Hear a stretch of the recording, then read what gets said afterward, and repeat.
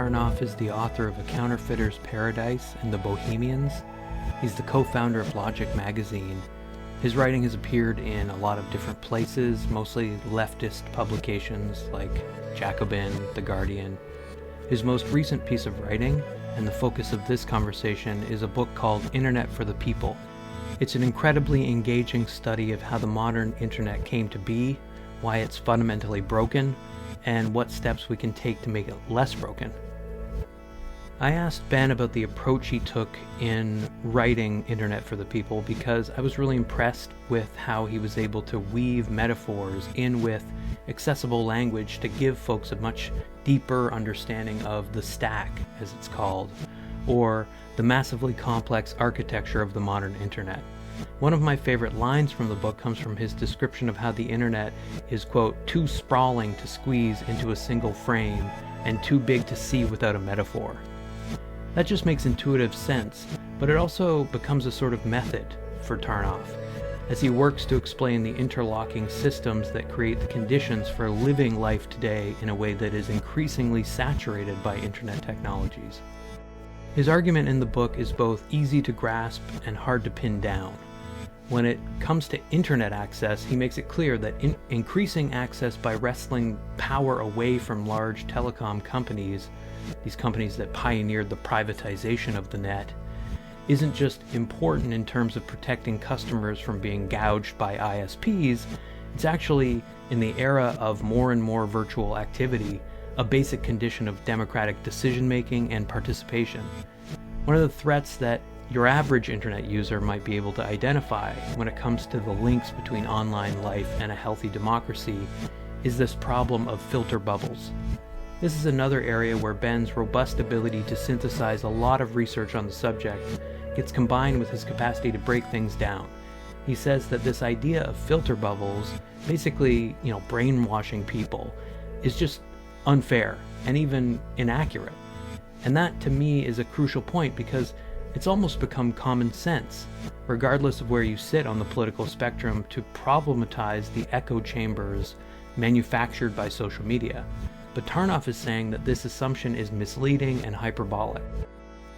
We talk about some of the biggest companies in tech, touching on Zuckerberg's empire, the power of Amazon and Uber, and how these companies are all sitting on a proprietary accumulation of data that makes them some of the most supremely valued corporations in history. What does it mean, Tarnoff asks, that data itself has become this valuable? The book answers that question in easy-to-parse ways, but the implications are still only now being worked through. I think it's particularly important to think about his claim that, in fact, companies like Uber are allowed to lose money, in part because of the aura around them as a novel corporate form, to use this term, and because of the data they collect and control. At the end of the conversation, Ben describes some of the places that he derives hope from, and you can read more about that by looking at his long piece at Logic magazine titled The Making of a Tech Worker Movement. There's a redefinition of labor in tech that's on the way, in an industry that doesn't like to call what happens in it work, and which nonetheless relies on the skills and time and commitment of a vast cross-section of people from different classes and sectors.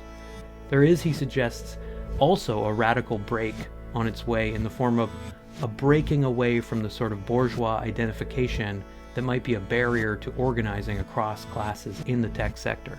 And this is happening at the same time that a broader techlash is figuring the founders of these companies, long deified as geniuses, as instead effectively the antagonists, in a struggle for a more free, fair, and democratized access to the power of technology in the present moment. I wanted to say that I'm a huge fan of your book. Thank you. There's this mood almost of antagonism to the entire book. You're saying we can't expend energy on the wrong target, which is why you take issue with something like Cambridge Analytica being this high profile scandal, because it's not perfectly suited to inspiring the specific kinds of outrage that you see as meaningful. And I guess on that point, there's also this sort of dominant mood of trying to emphasize the material over the moral in a way, that tone of suspicion and distrust it has its basis to some extent in a sort of moral outrage. And like if you look at all of the books that we get on technology, it seems like there's a fair bit of moralistic denunciation.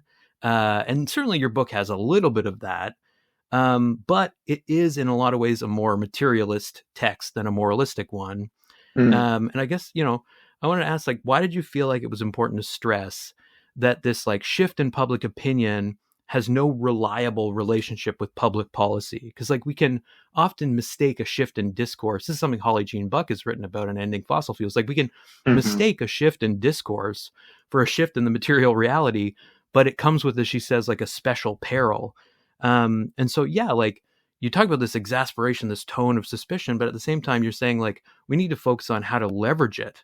What are the barriers to that specific act of political translation? Like, how do you kind of redirect people's attention in that way?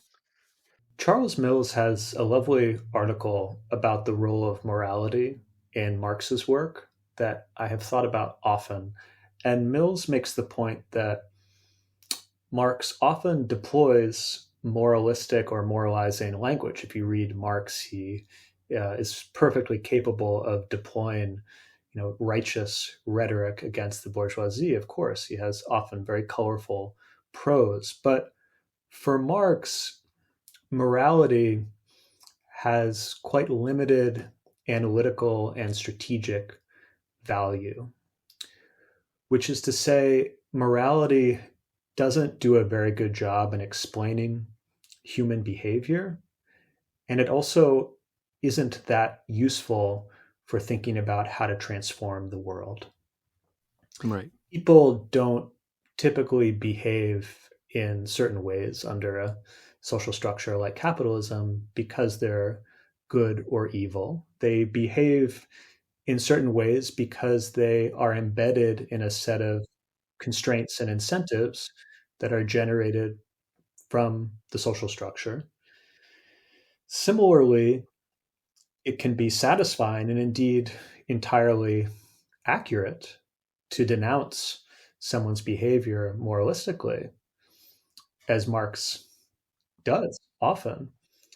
But that moral invective of that kind, moral exhortation, does not actually change the world.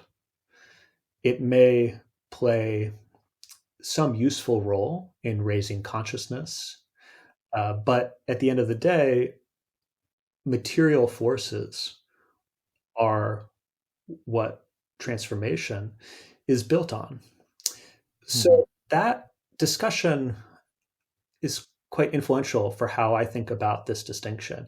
And crucially, what I like about it is that it's not saying that there is no role for moralistic language. I refer to the big ISPs in the United States as slumlords. So Yeah, clearly, yeah. you know, avail myself of certain moral terms, moral categories in a polemical register. There's obviously utility in that. But at the end of the day, the reason that a firm like Comcast or indeed a firm like Facebook produces deleterious social consequences has very little, in fact, nothing to do with the moral compass of the individual executive who happens to be at the helm of that capitalist enterprise. So, this is obviously a very vexed question of agency and structure, and I sidestep that Hmm. question in the book, among others. But that's how I understand the division of labor, let's say, between the material and the moral. There are material constraints, material conditions that shape and structure our social lives. And I want to draw attention to those, particularly as they operate upon the internet, with an eye towards figuring out how to build a social movement that is large and disruptive enough to change those conditions and constraints and in turn change the internet. And I mean, I think that approach is really convincing. As you say, it doesn't like exclude the expression of outrage, denunciation, but it's like it's saying like there's not. It doesn't give us as much traction maybe And this is why maybe you say like early on in the book that your book is not a manifesto in the traditional sense. It doesn't have that specific tone or some of the generic features of like a manifesto. You're trying to blend the two, and to me, like in terms of that balance, I wanted to ask about this question of the sort of ecological effects of tech, which you touch on like only briefly, right? There's the book, for example, opens in the ocean with a set of somewhat, strangely organic or agrarian tropes of what fiber optic cables are doing for us. You write that, quote, they irrigate computers with information, for example. There's a really palpable sense, especially in the first pages of the book, that the reader needs to understand how the internet has a body, as you put it, how it's a material thing with material impacts on the environment, the sort of industrial reality of the cloud, to use your terms.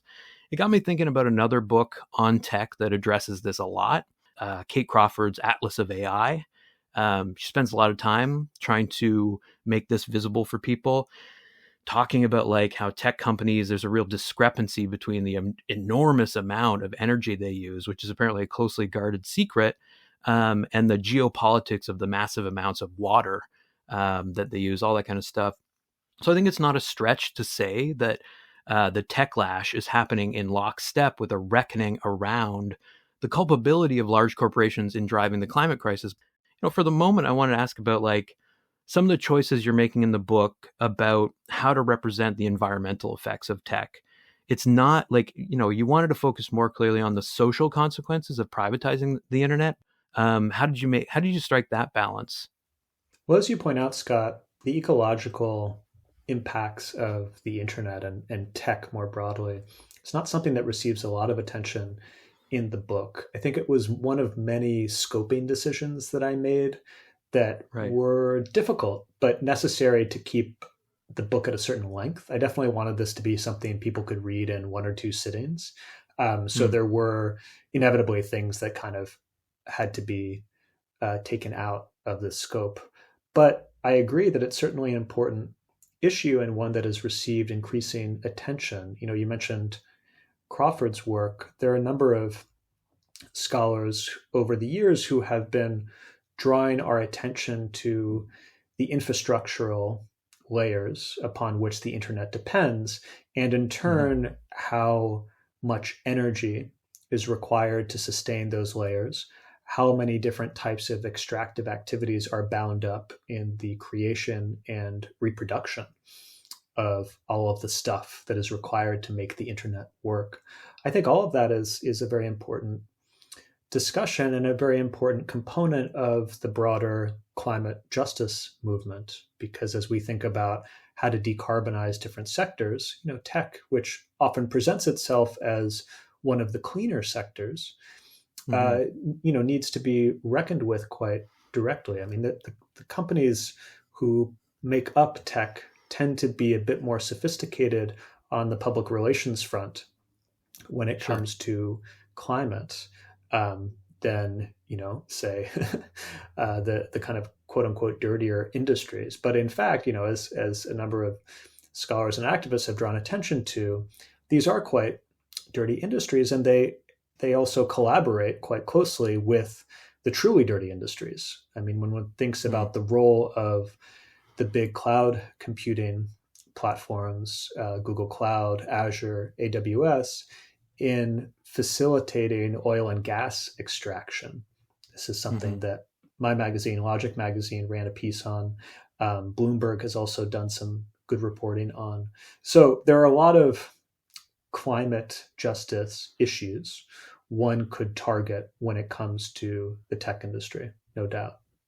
And I think, just the kind of aura around tech makes it really like well positioned in some ways to capitalize on this like euphoric rhetoric around net zero. Like, Mm, of course, machine learning will give us that, right? Like, it's just right. like people just spontaneously assume that. But um, yeah, I wanted to ask about how, though, like your book spends a lot of time thinking about the role of experts and skilled workers in the tech sector, not just this book, but the making of a tech worker movement as well. And I think I want to ask about this because it's become sort of like a sticking point in climate debates as well. Like Matt Huber, for example, has been getting a fair amount of criticism from some kind of radical eco-socialists for suggesting that degrowth is a strategy that won't work, basically, that isn't realistic, that isn't politically pragmatic. And yeah, like he says, basically, we need to envision ways to build on existing institutions like the vast number of workers in the energy sector in order to get to a post-fossil fuel future. And you make it clear that for alternatives to the current state of the internet to exist at the local or global level, it's going to require the convergence of, as you put it, creators and users. And on this point, I guess, like, again, to just make it visible, make it material, like, I was hoping you could talk about specific groups like the Design Justice Network, the historical example of the Greater London Council. I'm just curious to hear more about those groups and how they model a different alternative than, for example, like getting more kids and coal miners to like learn how to code, right? That idea of like just a diffusion of tech expertise for service in a still hyper privatized tech industry. Like those models for you are about a different whole mode of production. How do and did those sorts of organizations show us the way to create and maybe sustain these radical elements? In terms of liberating these skills.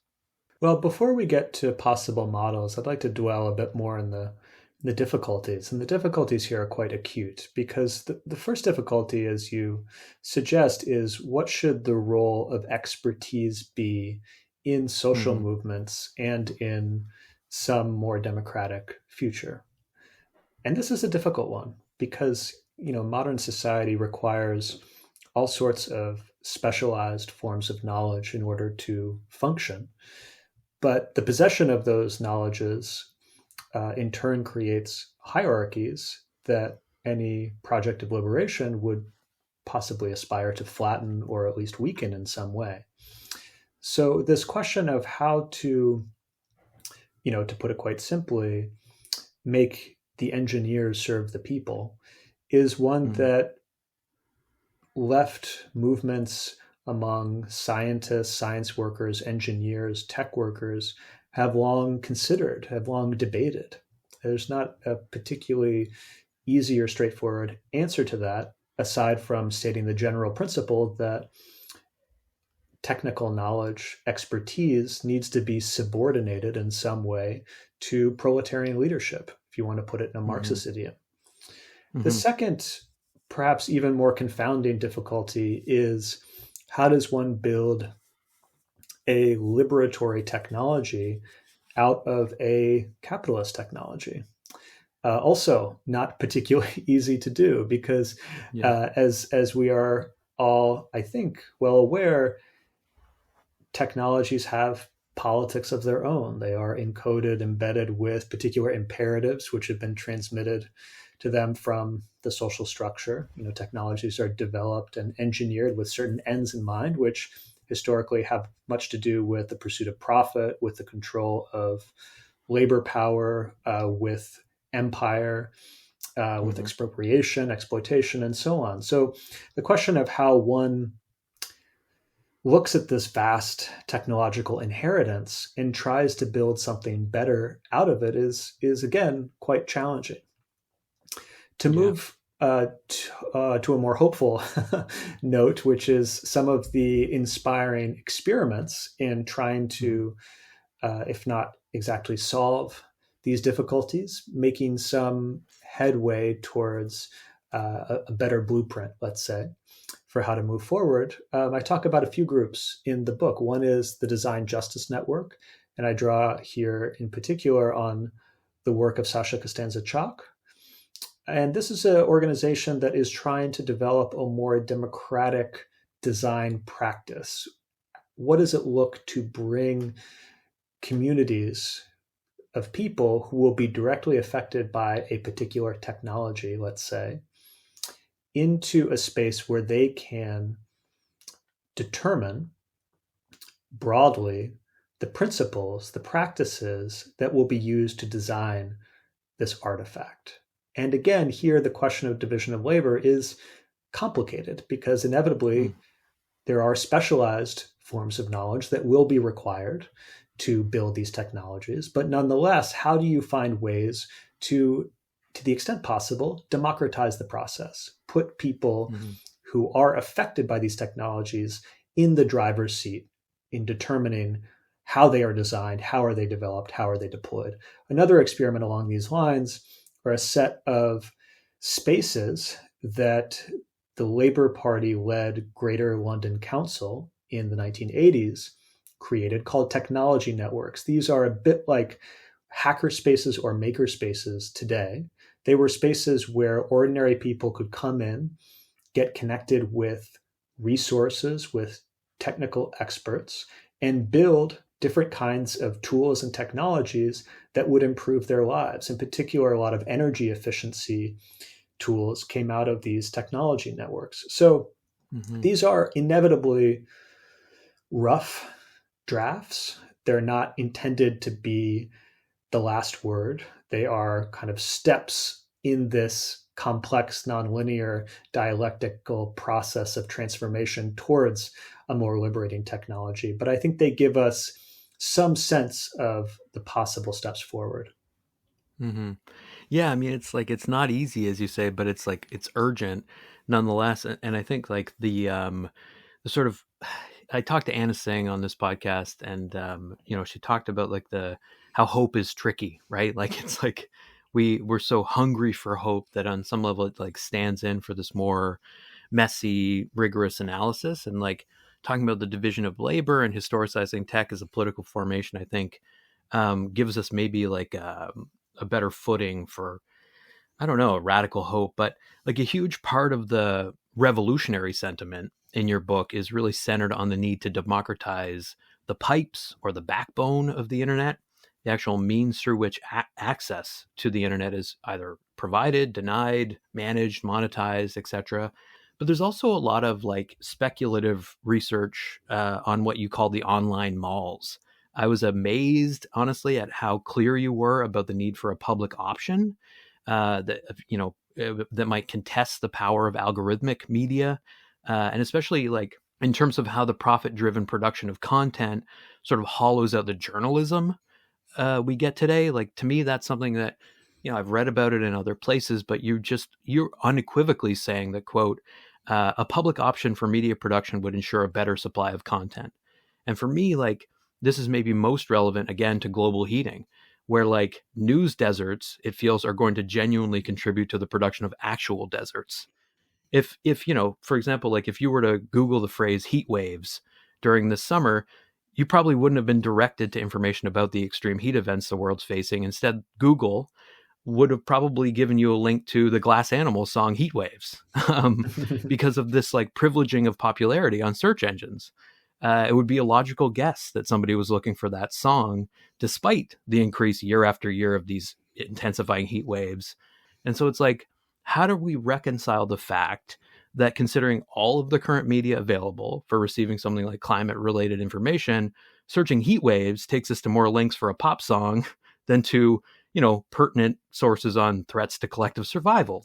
I'm wondering, like, is something like that evidence basically of the power of filter bubbles? Because I know your book really tries to kind of pop the filter bubble thesis.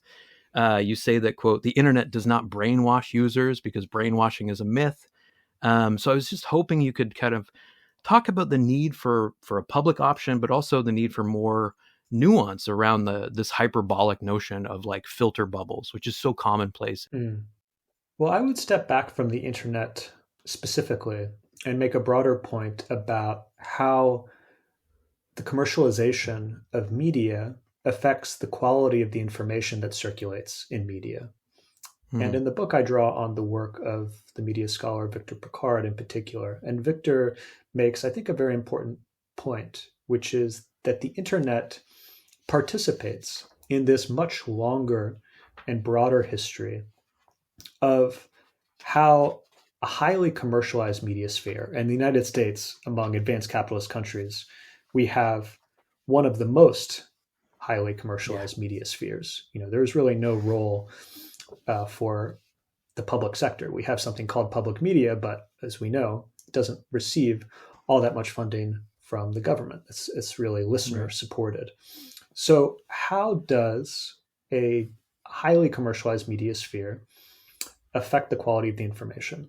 And we have a lot of historical evidence to help us answer that question. And the evidence is not encouraging. As one might expect, the profit-making imperative incentivizes particular framing of particular types of stories. It specifically, to be more concrete, produces a strong tendency toward sensationalism, toward what we would today call misinformation, toward inflammatory content of the kind that is likely to find readers and thus be convertible in different forms to advertising dollars, whether in the days of the hegemony of print newspapers or in today's Facebook, and not privilege high quality, reliable information, particularly information that contests the narrative of the dominant group. One of my formative experiences as a young person was the Iraq War, and one can remember the role of the media in cheerleading the Iraq War as simply one example of many of how a profit-driven media sphere tends to produce pretty bad informational outcomes. So I would argue, along with Victor, that a company like Facebook and what I call the online malls, which is my slightly pedantic alternative to platform as a term, what they do is they essentially supercharge this tendency, that they inherit and amplify this tendency of the profit motive to corrupt, to contaminate our informational spaces. And they do so, of course, by using algorithmic filtering to embed this imperative to maximize user engagement throughout the entire enclosure of the online mall. And as we've seen, that has had some pretty destructive effects on the quality of the information that circulates in those spaces. Yeah. And as this like kind of broadening effect, not like reducible to one scandal, right? Like as an ecosystem change, right? And you mentioned that you use this term online malls as a somewhat like pedantic metaphor. I wanted to ask about like your specific writing style in the book. It's such an incredibly accessible book, and you're thinking a lot about sort of the format of it and the purpose of it. It feels like there's a conscious political commitment to that accessibility. And part of the way you make the material accessible, as challenging as it is to grasp the architecture of the cloud, for example, is through the use of these carefully crafted metaphors. The book is just teeming with metaphors, and you even give a reason for it. You say that the internet is, quote, too sprawling to squeeze into a single frame, too big to see without a metaphor. And maybe the most significant one in the book, and one you didn't invent, but that you draw on and explain, is the metaphor of the stack. You've talked about this in other places, so I won't necessarily ask you to explain what the stack specifically is. People can read your book to get that. But I did want to, jumping off your bursting of the filter bubble, ask you to expand on the idea that this metaphor of platforms is super misleading. Like you're saying that actually that metaphor is strategically misleading. Why would a company like Google be interested in attaching itself to the metaphor of the platform? And how are you kind of destabilizing that platform? Well, the scholar Tarleton Gillespie makes this point beautifully, and I'm really just paraphrasing Tarleton's work here. And he makes the point that the term platform evokes an aura of openness, of even-handedness that is very strategic for these tech companies, right? They want to present themselves as platforms and all of the different characteristics that metaphor conveys. Mm-hmm. But in fact, they are not these open, level, even apparatuses.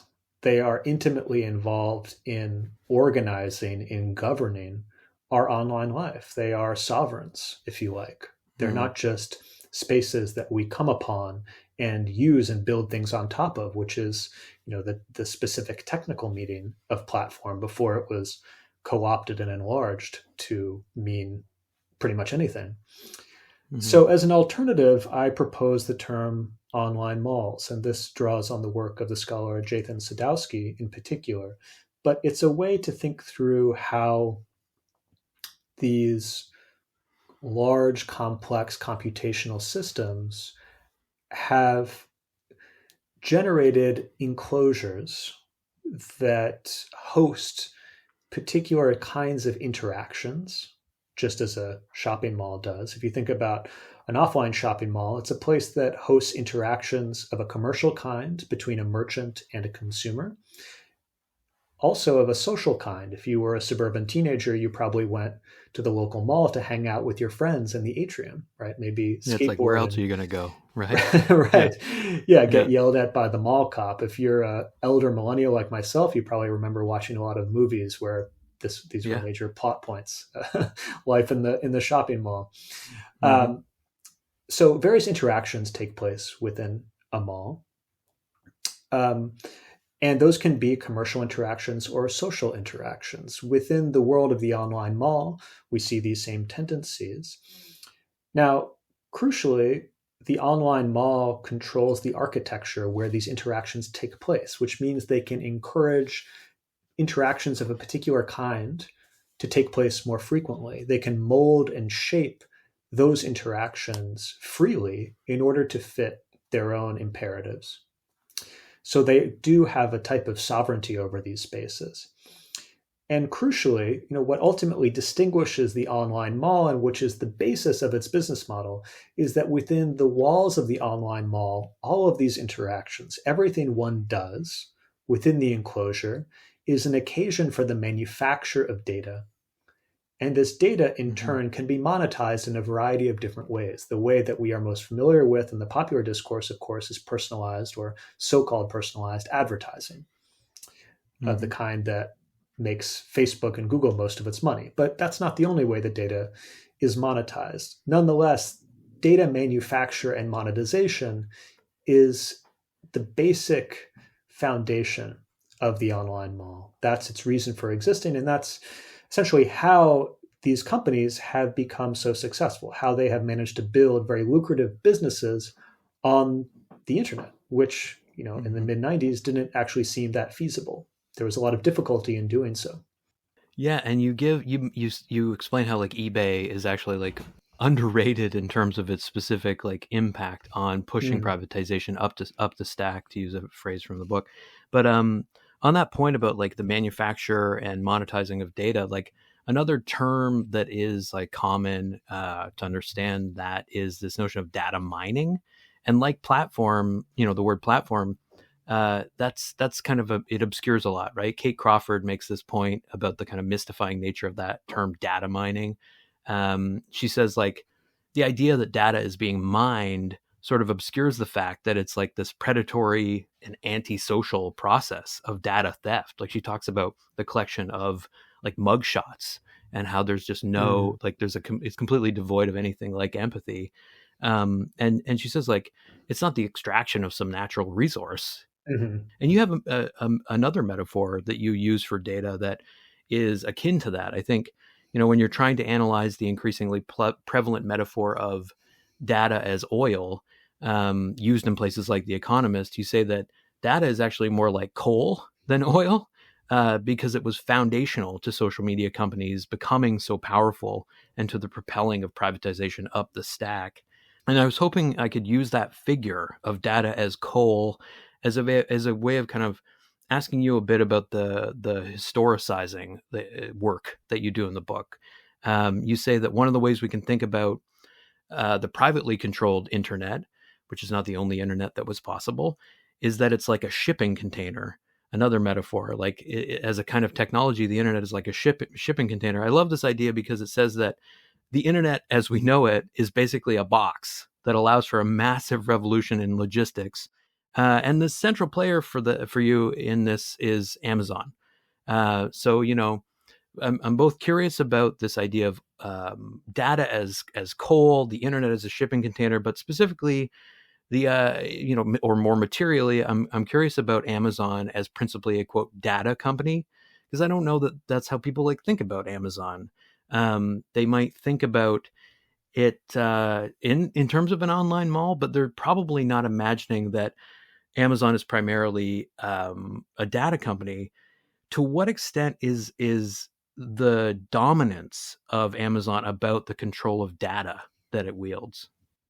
Amazon is interesting because it's so many companies rolled into one, and Amazon is Right. so dynamic in comparison to other firms. I mean, one thinks of Mm-hmm. Facebook as kind of entering this period of senescence where it's becoming this kind of oversaturated, strange place where everyone's kind of slowly losing their minds. Mm-hmm. Amazon just manages to find ways to continue to grow. But Amazon in the late 90s in particular makes a very conscious effort to turn itself into more of a technology company.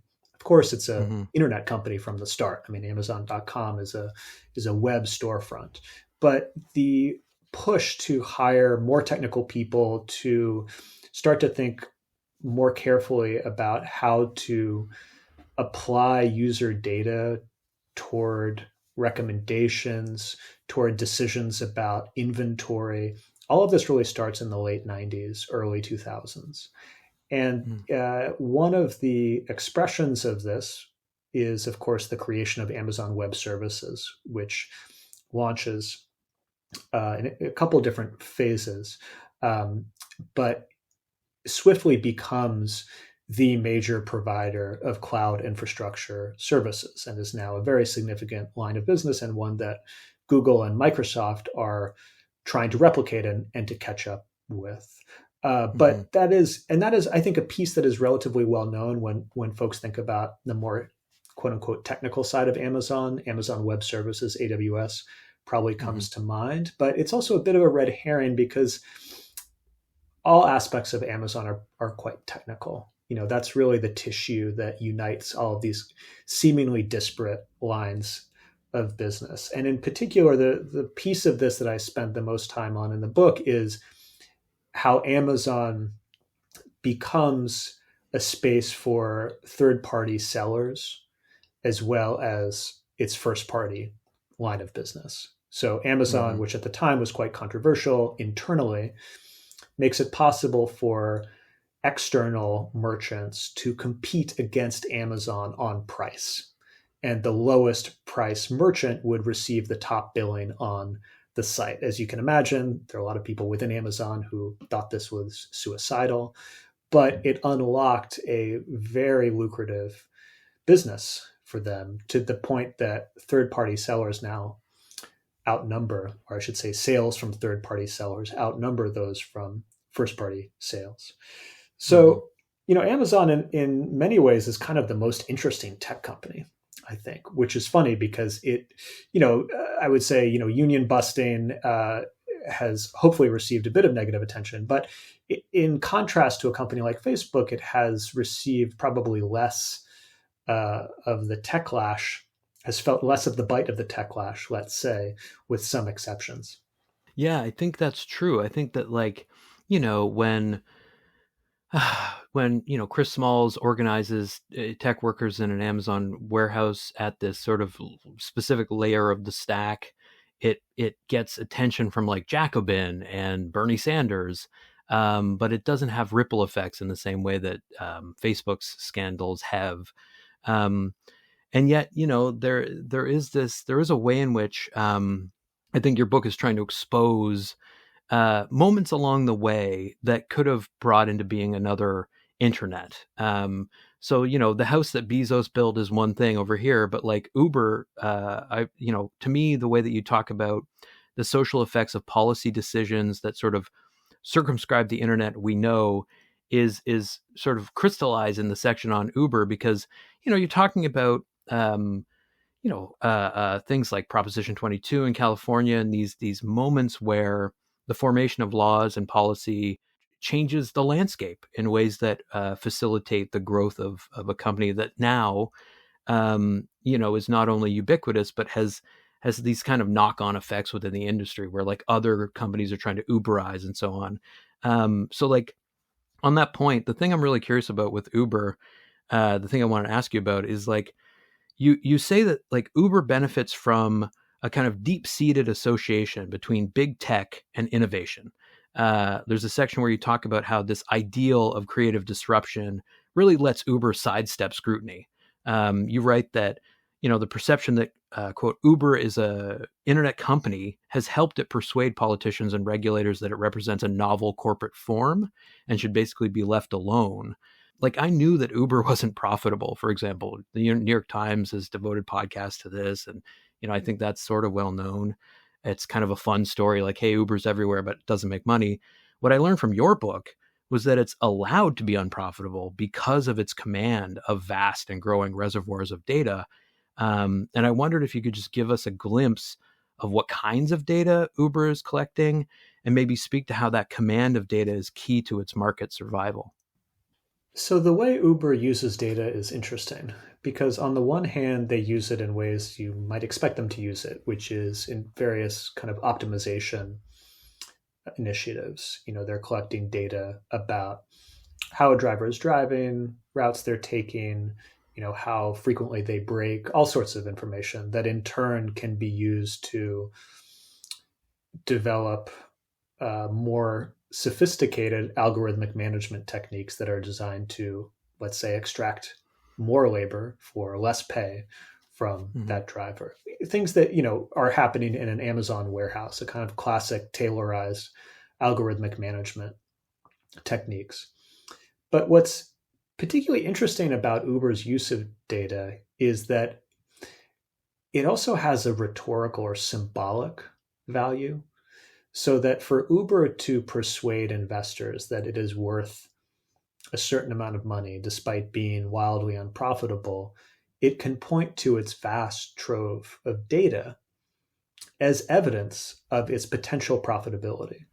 Because there is an expectation that, as with other large tech companies, collecting large quantities of data means that they will be able to at some point unlock monetary value from it. Now, whether they can, I think remains to be seen. And since I wrote the book, the economic conditions have deteriorated significantly. I mean, a company like Uber now faces a much harsher climate because of tightening monetary conditions than it did when I was writing the book. But nevertheless, data can serve this rhetorical, this symbolic, this psychological function for Uber. And it's a very interesting illustration of the interaction between human psychology, the financial markets, and information technology, to suggest that, yes, Uber is a technology company, but at the end of the day, its most important technology, its most important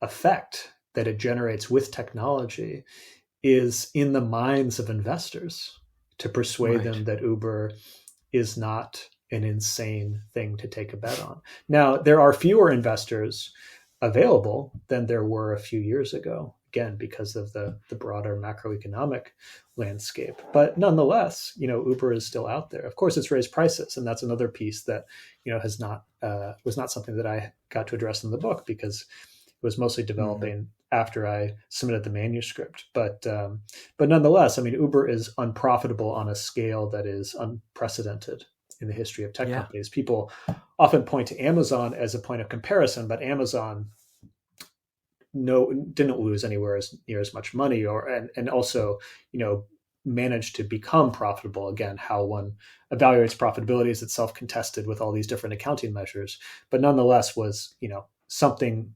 approximating profitable relatively quickly. Whereas Uber has just gone on year after year to hemorrhage cash. It is staggering that just like building saturation and developing this trove of data is itself like enough to inspire belief to maintain this like semblance of profit. But it feels like it's just like built on sand or something.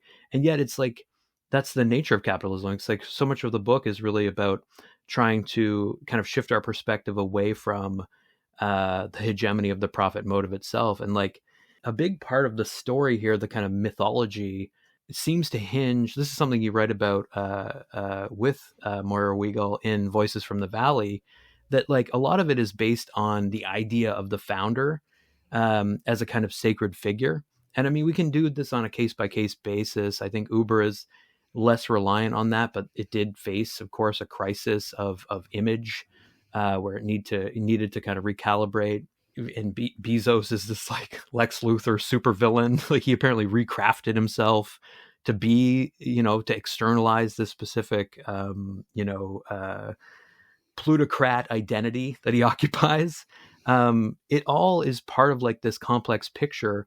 And yeah, this idea of the tech founder as a sacred figure is something I really wanted to kind of pick your brain about, because it's something we see everywhere. But it's something that I saw depicted in really interesting ways in Alex Garland's FX series Devs. I don't know if you watched that show, but we get this like fictionalized story of a visionary who is at the same time reduced to being just a quote entrepreneur. Nick Offerman plays the character Forrest, who's this like messianic figure at a company that has outpaced all others in its proprietary control over quantum computing. I was curious about your assessment of how the imaginary around tech's founding figures has shifted in the era of the techlash. Aaron Sorkin has given us a couple of hagiographical depictions of tech's founders and Steve Jobs and The Social Network. But what's your sense of how the sort of iconography of the lone genius has shifted, if at all? I think it's shifted to the extent that the genius becomes an evil genius, but is nonetheless the subject of the story. Right. It's interesting you mentioned The Social Network, right? I mean, The Social Network, I wouldn't think of as hagiographic necessarily. It seems almost to anticipate the techlash representation of Zuckerberg at a time where, he was never a particularly smooth media personality, but nonetheless accrued a lot of goodwill. Sure. Certainly before, the bottom fell out and he started getting dragged before Congress regularly. So yeah, my sense, and I am kind of approaching this tentatively because I'd be happy to be wrong, is that what the techlash has done is retain the emphasis on the founder, but has turned the founder into a villain rather than a hero. That makes sense. And that's not a bad opening. Again, to return to the beginning of our conversation, that's a starting point, let's say, for a more interesting conversation. I wouldn't exactly use moral terms to try to understand why an executive is behaving in a particular way. But if someone thinks that Mark Zuckerberg is evil, it's easier to start a conversation with them about the political economy of the internet than it would be if they thought that Mark Zuckerberg were a hero. Right. But at the end of the day, it's always a challenge to get people to think structurally, because it's not the way we are socialized to think. We are surrounded by these highly personalized narratives. And the idea that society is not simply an aggregate of individuals is something that, my academic friends talk about struggling to instill into their undergraduates. It's not something that is intuitive, at least for folks who are socialized in our particular social structure. So again, I think one does not choose one's conditions famously, but the techlash, I think, is an improvement. It's a slightly better landscape on which to operate, but nonetheless, not an ideal one. And I think like that that concern with reducing the landscape to just like a collection of individuals is maybe part of the reason why you only mention Mark Zuckerberg by name like maybe once or twice in the book. But one of the times you do, you say that he's, quote, probably the most powerful man online for a variety of reasons. And you describe Facebook, or maybe Meta, as his own, quote, personal dictatorship. And I think that use of the word dictatorship is so perfect because, one of the biggest claims you make about the online mall of Facebook is that it's been a spectacular failure. in terms of limiting the growth of these right-wing propaganda networks. If anything, you're saying that, and I'm quoting you again, the resurgence of the far right would be hard to imagine without something like Facebook driving its spread. Given that you want to avoid this trap of claiming that social media is responsible for like brainwashing the unwashed masses, how did you also arrive at that realization that like part of the blame for white supremacist radicalization needs to be directed at Zuckerberg's personal dictatorship? There's this idea in the book that what has happened in these online malls is that there's been a kind of insurgency from above among groups that really believe in the preservation of a racial hierarchy. Well, again, this is a bit of a difficult issue to discuss because one has to be able to assign blame while also trying to clarify the precise nature of the complicity. So, as we've discussed, firms like Facebook have an incentive to maximize user engagement. And this incentive is embedded within the filtering algorithms that organize how content flows through the platform.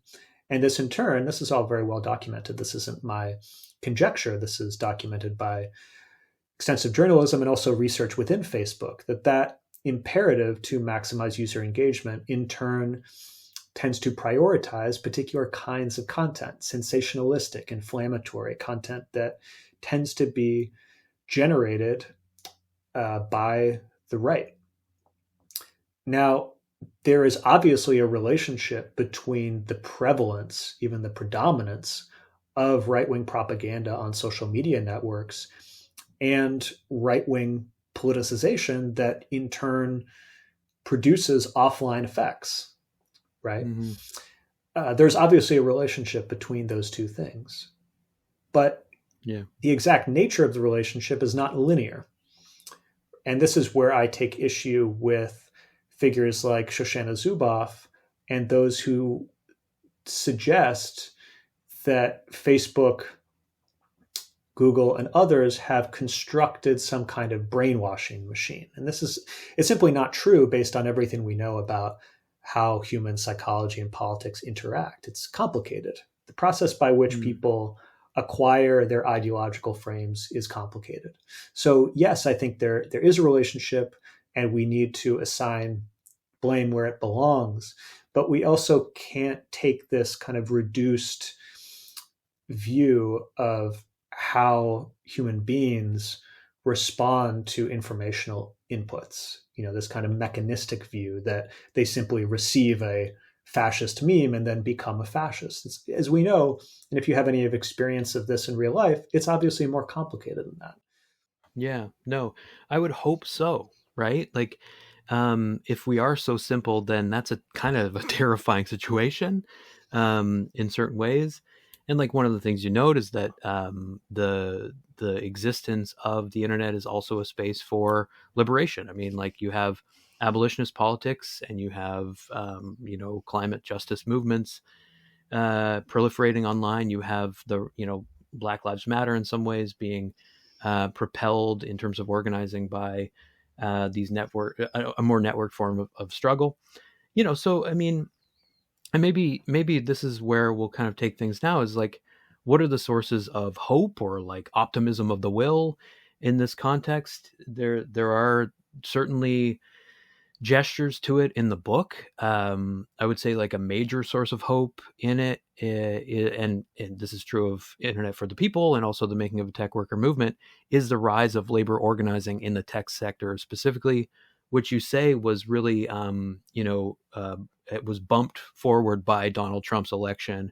And like, the thing I love too in this sort of narrative of the emergence of, I think, like a different sort of democratic consciousness within tech is that you're saying women and people of color are more likely to be available to a class analysis by virtue, as you say, of being the more proletarianized members of the industry.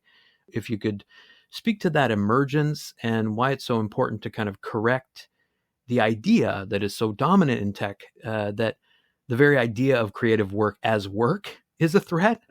So I'm curious about that and just this kind of like mood of antagonism that runs through so much of your work.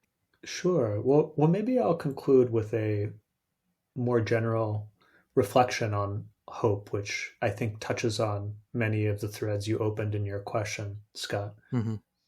When I think about where to find hope, what are the sources of hope, I tend to look for where are the struggles, where are the places within society where people are already in motion. And to my mind, this illustrates a key Marxist insight, which is that efforts to create alternatives to capitalism are immanent within capitalism itself. Hmm. That one doesn't have to go out and, as the so-called utopian socialists who preceded Marx did, go out and draw beautiful pictures of a brand new world and invite people to enter into it with you. Rather, these pictures, if you like, are being drawn up in bits and pieces in these provisional, limited, contradictory ways by masses of people themselves, just by virtue of forging the relationships, forging the practices that enable them to survive. Mm-hmm.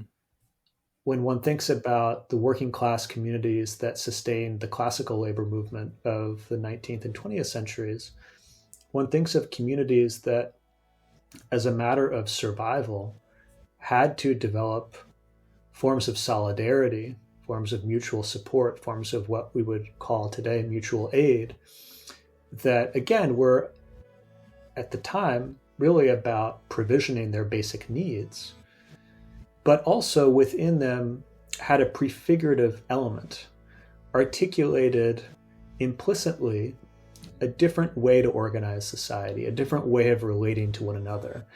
And that implicit content, in turn, made socialism seem more credible, because socialism as an ideal, as a line of direction toward a possible future society, seemed to embody these different tendencies that were already being developed implicitly in working class communities, as they needed to cooperate with one another simply in order to survive. Mm-hmm.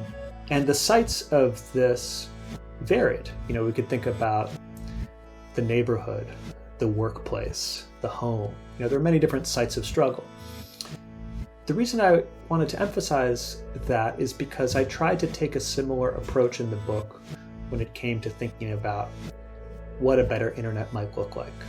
I didn't want to create a blueprint and say, this is the better internet, and now I need to get my troops in formation and march off to that happy future. I wanted to try to look at what are the existing struggles, what are the existing experiments, where are people already in motion, and is there an implicit content, is there a prefigurative element here that we could draw out and make explicit, extrapolate into a better internet. Now, crucially, those communities may not think of themselves as engaging in the struggle for a better internet or engaging in struggle with a particular political content. They may not be, say, explicitly anti-capitalist. Certainly the community networks that I talk about in the book are not explicitly anti-capitalist projects. Nonetheless, I think one can connect the dots and see the ways in which these different experiments and struggles add up to something that is greater than the sum of their parts, and which can provide a direction in which we can start to move. Again, the point here is not to develop a final picture from these experiments, but really to develop a direction. Which way are we going to go? What is our line of motion? And that was the hope in the book. And I think, it's not limited to the internet. Those are my politics more broadly. And I mean, this is why I think you're drawing from abolitionism, and I see like the influence of somebody like Ruth Wilson Gilmore on your thinking, this idea that like freedom is a place, that we might feel defeated because this or that organization has been attacked and in many cases like erased by this kind of neoliberal attack on the radical imagination. But like that doesn't mean that, as you say on page 36 of the book, the desire for self-determination becomes like easy to kill. That desire is what I hear you kind of underlining here, like the desire for self-determination that takes pleasure in sort of like a self-governing itself. Like it's like that's a thing that we maybe need to tap into. Which there's all kinds of stuff in the book about the scale at which that becomes possible. I really appreciate you putting the book together and talking to me today. It was really, really interesting to hear you kind of expand on some of this stuff. Thanks so much for having me, Scott.